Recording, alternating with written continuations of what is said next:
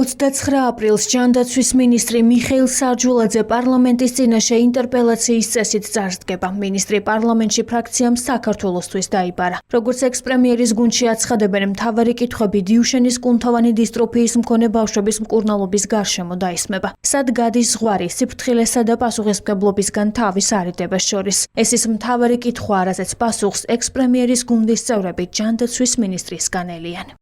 ინტერპელაციის წესით დავიბარეთ ჯანდაცვის მინისტრი პარლამენტში და რა თქმა უნდა მასთან გვექნება უმწოვესი კითხვები და ის უკვე ვეღარ გაექცევა ჩვენს კითხვებს და იძულებული იქნება უბრალოდ აღიაროს რომ ეს ერთის მხრივ არის ან სახელმწიფოს პასუხისმგებლობა და მან თავად დაიღოს პასუხისმგებლობა წამლის არ მიცემაზე ბავშვებისთვის ან იქვე დადოს პირობა რომ ამას გააკეთებს და უახლოეს მომავალში ამ წამლს სახელმწიფო შეიცავს. დიუშენის კუნთოვანი დისტროფიის მქონე ბავშვების ოჯახის წევრები უკვე რამდენიმე დღეა მთავრობის კანცელარიასთან უწყვეტ პროტესტს მართავენ. ისინი ჯანდაცვის მინისტრთან უშედეგო შეხვედრის შემდეგ პრემიერ-მინისტრ ირაკლი კობახიძესთან შეხვედრას ითხოვენ. დიუშენის სინდრომის მქონე პაციენტების ოჯახის წევრები ბავშვებისთვის მედიკამენტების შემოტანასა და მკურნალობის დაფინანსებას ითხოვენ. მშობლების პროტესტს ოპოზიციონერი პოლიტიკოსებიც უერთდებიან, რომლებიც ბავშვების ჯანმრთელობის მდგომარეობაზე მთავარ პასუხისმგებლობას მმართველ გუნდს აკისრებენ. სახელმწიფო ვერ ამყარებს ეფექტურ კომუნიკაციას ამ ადამიანებთან, რომ მათ არ უწევდეთ ქუჩაში დგომა. ეს არის ძალიან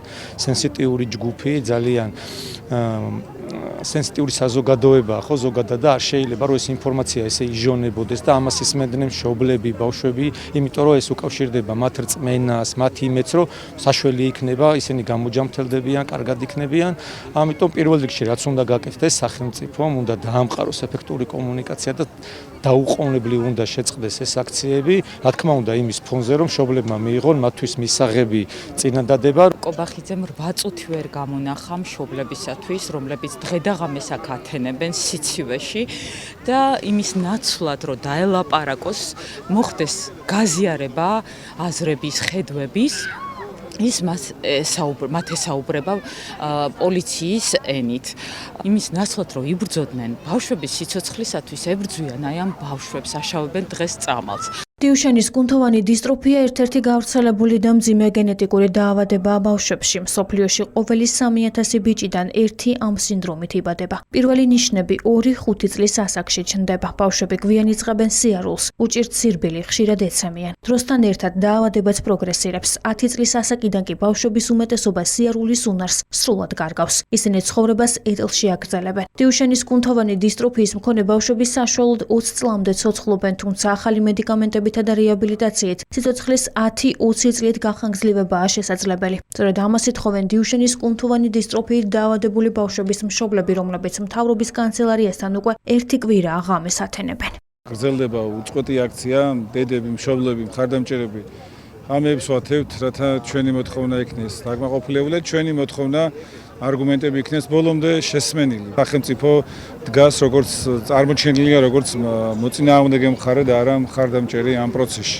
ერთხელ და სამუდამოდ ჩვენს ქვეყანაში უნდა დამკვიდრდეს სწორი ბრძოლის კულტურა დაავადებებთან, იშვიათ დაავადებებთან მიმართებაში, რომ როდესაც ადამიანი გაიგებს დიაგნოზს, მას არ უნდა გაუჩნდეს სრული ამ ქვეყნიდან გაქცევის სხვაგან. ეხლა მშობლებსაც გხოცავს აქვე. გამოვიდნენ, ეყოთ იმისი ადამიანობა, რომ მშობლებს შეხვდნენ და ერთი საიმედო სიტყვა თქვა, რომ ისინი კი ყველა მედიკამენტ შემოიტანენ, რათა ამ ბავშვების სიცოცხლე გადარჩეს. ამ ბავშვებს მშობლებიც აღარ დარჩება და ვინ მიხედავს მერე ამ უპატრონო ქვეყანაში. ჩვენი მთავარი მოთხოვნა არის წამლების დროული შემოტანა ბავშვებისთვის. ამათი სიცოცხლის ყოველი წუთი არის უკან გადადგმული ნაბიჯი. და ჩვენ უკვე კი აღარ მოვთხოვთ, უკვე მოვითხოვთ, რომ ეს წამლები შემოვიდეს და იყოს ჩვენი მოთხოვნები დაკმაყოფილებული. თურმე ჯანდაცვის მინისტრი ტონს გვიწუნებს. ძალიან ბევრი შეხვედრა ქონდა, წყნარად, მშვიდად და ეხლა გამოდის და თურმე ჩვენი ტონი არ მოწონს, ტონი ნახოს მაგან.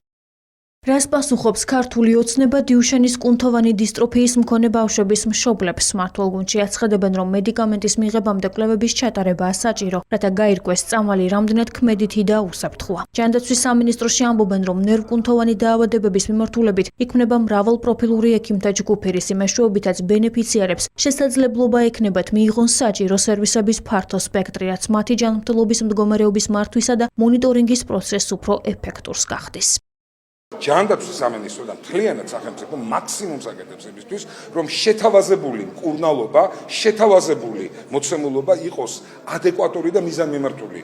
გამიზნული იმისკენ, რომ ჩამთელობის მდგომარეობა გაუმჯობესდეს და არ ჩააგდოთ არავინ სათუო და კითხვის ნიშნის მდგომარეობაში იმ მოცემულობაში, სადაც პრინციპში არ ვიცით კონკრეტული მედიკამენტის მოქმედება რა შედეგს გამოიწვევს ამა თუ იმ ამონთხებს. იმედი მაქვს, რომ მსოფლიო და მედიცინა მოიგონებს ყველაზე ეფექტურ საშუალებას. რაც შეეხება საკითხს, რომელიც ჩვენს არაერთხელ გვაქვს განხილული ჯანდაცვის მინისტრთან, იცით მისი პოზიციები, იცით მისი არგუმენტები და რა თქმა უნდა, გარკვეულწილად არის დასაფიქრებელი და გასაანალიზებელი. თუმცა იმედი მაქვს, რომ გამოინახება ისეთი გადაწყვეტა, რომელიც ამ მშობლებს ნამდვილად და რაც მთავარია ბავშვების სასარგებლოდ იქნება. საქართველოში დიუშენის კუნთოვანი დისტროფიის მქონე 100-მდე ბავშვია აღრეცხული. დიუშენის სინდრომით დაავადებულ ბავშვებს უვლინდებათ გულისა და ფილტვების პათოლოგიები. დროული დიაგნოსტიკა და შემდეგ მკურნალობა კი მათი სიცოცხლის გასახანგრძლივებლად უკიდურესად მნიშვნელოვანია.